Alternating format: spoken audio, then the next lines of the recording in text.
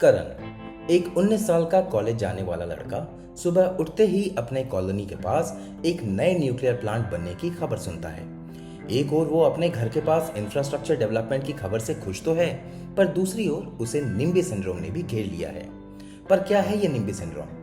Not in my backyard यानी NIMBY syndrome एक स्थानीय विरोध का रूप है, जहां निवासी उन प्रोजेक्ट्स का विरोध करते हैं जिन्हें वे अपने इलाके में जरूरी नहीं समझते हैं या हानिकारक मानते हैं, भले ही वो प्रोजेक्ट्स देश या समाज के लिए काफी अच्छा ही क्यों ना हो।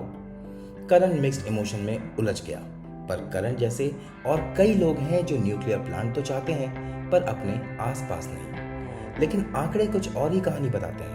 इंटरनेशनल एटॉमिक एनर्जी एजेंसी का मानना है कि जो भी न्यूक्लियर पावर प्लांट के पास रहता है उसे औसतन प्रति वर्ष केवल 0.0001 मिलीसीवर्ट रेडिएशन का एक्सपोजर ही होता है, जो 1 मिलीसीवर्ट प्रति वर्ष के परमिसिबल लिमिट का बहुत ही छोटा हिस्सा है।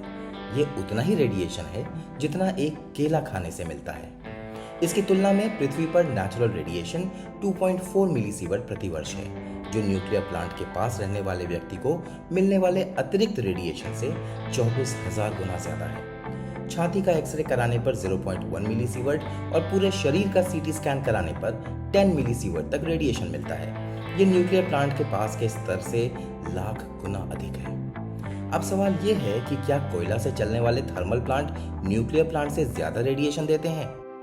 तो कोयला से चलने वाले थर्मल पावर प्लांट आज भी दुनिया में बिजली उत्पादन के प्रमुख स्रोत हैं, लेकिन ये वातावरण में रेडियो एक्टिव पार्टिकल्स छोड़ने के सबसे बड़े सोर्स भी हैं। ओक रिज नेशनल लेबोरेटरी के एक अध्ययन में बताया गया है कि कोयले का जलना स्वास्थ्य के लिए न्यूक्लियर पावर से कहीं ज्यादा खतरनाक है और ये बैकग्राउंड रेडिएशन को न्यूक्लियर प्लांट से भी ज्यादा बढ़ाता है। इस रिपोर्ट में ये भी कहा गया है कि अगर कोयला से होने वाले रेडिएशन को नियंत्रित किया गया तो उनकी लागत काफी बढ़ जाएगी और वे न्यूक्लियर ऊर्जा की तुलना में कम कॉम्पिटिटिव बन जाएंगे। कोयले के जलने से निकलने वाले रेडिएशन के प्रमुख स्रोतों में यूरेनियम, थोरियम के अलावा रेडियम, रेडॉन, पोलोनियम, बिस्मथ और लेड भी शामिल है। हो सकता है कि आप पहले से ही किसी न्यूक्लियर प्लांट के पास रह रहे हों। भारत में 3 करोड़ से ज्यादा लोग, जो ऑस्ट्रेलिया की जनसंख्या से भी ज्यादा हैं, पहले से ही किसी न्यूक्लियर प्लांट के 75 किलोमीटर के दायरे में रह रहे हैं। एटॉमिक एनर्जी रेगुलेटरी बोर्ड के अनुसार भारत में 7 ऑपरेशनल न्यूक्लियर प्लांट हैं, जिनमें कुल 22 रिएक्टर हैं। इनमें से कुछ प्लांट्स जैसे तारापुर एटॉमिक पावर प्लांट 50 साल से भी अधिक से चालू है। ये प्लांट्स कुछ प्रमुख भारतीय शहरों जैसे सूरत, चेन्नई, पालघर, अलीगढ़, कोटा, कन्याकुमारी और उत्तर कन्नड़ा से केवल 25 किलोमीटर की दूरी पर हैं। कुछ न्यूक्लियर प्लांट्स के आसपास तो सुंदर इकोसिस्टम भी बसे हैं।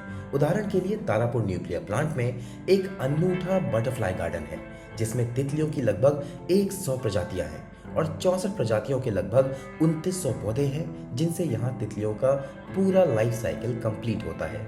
इस बीच भारत ने भारत स्मॉल रिएक्टर्स की तैनाती और भारत स्मॉल मॉड्यूलर रिएक्टर्स के विकास की दिशा में कदम बढ़ाया है। इसके अलावा IYNS टेक सॉल्यूशंस LLP का माइक्रो रिएक्टर SUKM भी विकास की प्रक्रिया में है, जिसका लक्ष्य है 10 मेगावाट इलेक्ट्रिक का बिजली उत्पादन करना।